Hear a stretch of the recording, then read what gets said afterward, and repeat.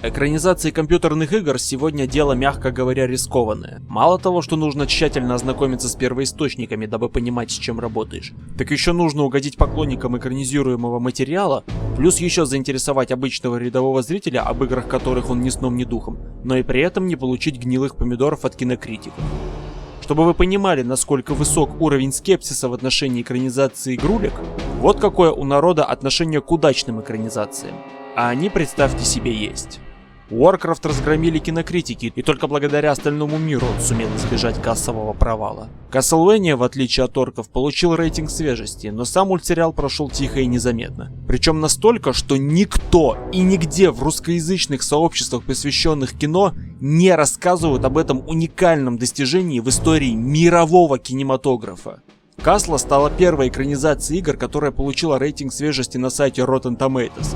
То есть, говоря по-простому, Castlevania — это первая экранизация игры, которая понравилась большинству кинокритиков.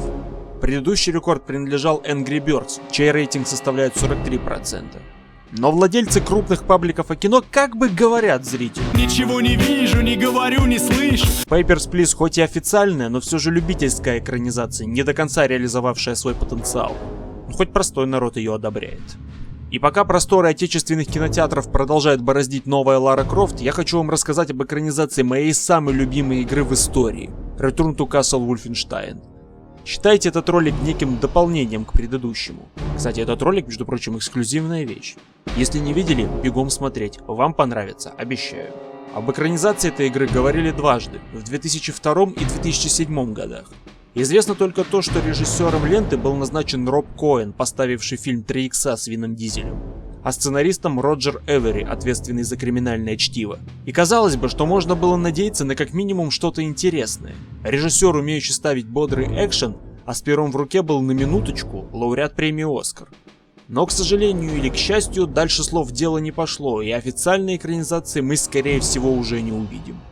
Но сегодня я вам расскажу кое-что интересное, то, ради чего этот ролик затевался, и то, о чем вы могли и не знать. Ладно, джентльмены, давайте смотреть по порядку. Пока у меня рендерился прошлый ролик, я чисто от нечего делать решил вбить в инстаграме хэштег Return to Castle Wolfenstein и посмотреть, что публикуют люди под ним. И на фоне многочисленных экранок и фотографий коробок из-под дисков явно выделяется вот эта фотокарточка, которая выглядит как бэкстейдж какого-то фильма. Открываем заветную карточку и подтверждаем нашу версию. Это кадры со съемок фильма, название которого хрен прочитаешь с первого раза. Воодушевленный этой фоткой, я захожу на указанную страницу и... Что за не понял? Короче, не буду вас томить и скажу, что такая страница есть. Ее просто переименовали, убрав лишнюю букву «Е». В общем, проанализировав эту страницу, выяснилось, что данный хэштег был приписан не зря, поскольку знакомые элементы Вульфа здесь присутствуют. Тут вам и немцы с автоматами МП-40 наперевес, и одновременно стелс-элементы, и действия во времена Второй мировой, и археологические раскопки, ну или бродилки по склепам, и вот этот мужик, подозрительно похожий на директора ОСА из оригинала. И, собственно, сам главный герой, похожий одновременно на Бласковица из новых игр Вульфенштайна и на актера Чарли Ханнема из фильма «Меч короля Артура». Кстати, в описании к этой фотографии есть еще несколько хэштегов с названиями других известных франшиз, такие как Medal of Honor, Call of Duty и, внезапно, Индиана Джонс. Как-то он уж слишком сильно выделяется. Фильм по-немецки называется Götterdämmerung, что в переводе означает «Божий рассвет». Если верить описанию профиля в инстаграме, то сейчас картина находится на стадии предпродакшена тизера. Препродакшн, если по-простому, это подготовка к съемкам. Но фотографии говорят об обратном, и видно, что непосредственно съемки уже идут. И тут два варианта. Либо авторы просто забыли поменять статус, либо мы чего-то не знаем. Несмотря на целых 65 фотографий со съемок, о самой картине известно крайне мало. Ни хотя бы примерная дата выхода, ни хотя бы краткий сюжет. И все, что остается в этот момент делать, так это гадать по поводу того, что возможно будет в самом фильме. И первый вопрос, который у меня возник в этот момент. Почему возможная экранизация Вульфа называется «Божий рассвет»?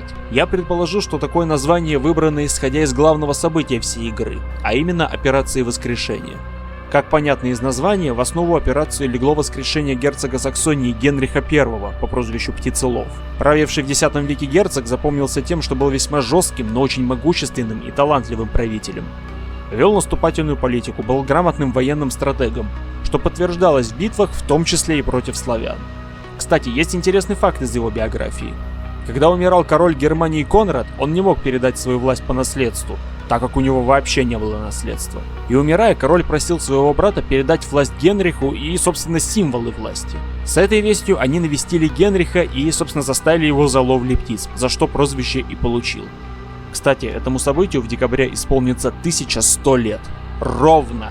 Генрих, как историческая личность, является одним из основоположников идеи национал-социализма, которая была основой для Третьего Рейха. О чем говорил другой Генрих – Гиммлер. Так что для Третьего Рейха Птицелов был, если не богом, то очень значимой фигурой для нацистов. Поэтому такое название для экранизации игры было бы вполне логичным и в то же время оригинальным. Но спекулировать со включенным СПГС можно долго, но мне хотелось конкретики непосредственно от авторов, и я продолжил поиски. И хоть какую-то информацию, но все же нашел. И... как бы вам помягче сказать? В комментариях к уже показанной в этом ролике фотографии один из пользователей задал вопрос. А почему вы не назовете этот фильм «Вульфенштайн»? Проблемы с авторскими правами? На что создатели отвечают. Изначально мы хотели сделать фанатский трейлер по «Вульфенштайну» специально для Ютуба. Но позже мы придумали свою собственную историю с собственными персонажами и сюжетными линиями. Авторские права лишь одна из причин, но я уверен, многие фанаты увидят в этом дань уважения Вульфенштайну. Так что, увы и ах, это не экранизация игры, не даже фильм по мотивам событий игры. Так что все, на что нам приходится рассчитывать, так это только на любительский мультфильм «Медаль за возвращение в замок Вульфенштайн». И что особенно приятно, этот мультфильм практически в одиночку на протяжении 6 лет создавал наш соотечественник. Если вы поклонник Вульфенштайна, Quake, Medal of Honor или Лары Крофт, и вы по каким-то причинам пропустили этот мультфильм, то я вам завидую. Ибо при первом просмотре вы получите неописуемый восторг. Ссылку на этот мультфильм я также оставлю под видео. И с одной стороны обидно, но с другой стороны в принципе логично, потому что показанные в игре события без большого бюджета показать невозможно.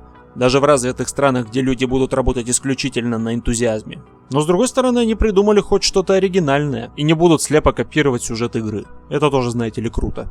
Так что, несмотря на этот скрывшийся факт, я лично жду этот фильм. Потому что одним из источников вдохновения служит сам Вульфенштайн. Так что, если вы действительно фанат Вульфа и вы хотите увидеть фильм, который создавался хотя бы под впечатлением от Вульфенштайна, советую подписаться на этот инстаграм, ссылку я оставлю под роликом. Ну а на сегодня все. Слушайте хорошую музыку, смотрите хорошие фильмы и играйте в хорошие игры. Чао-какао, господа!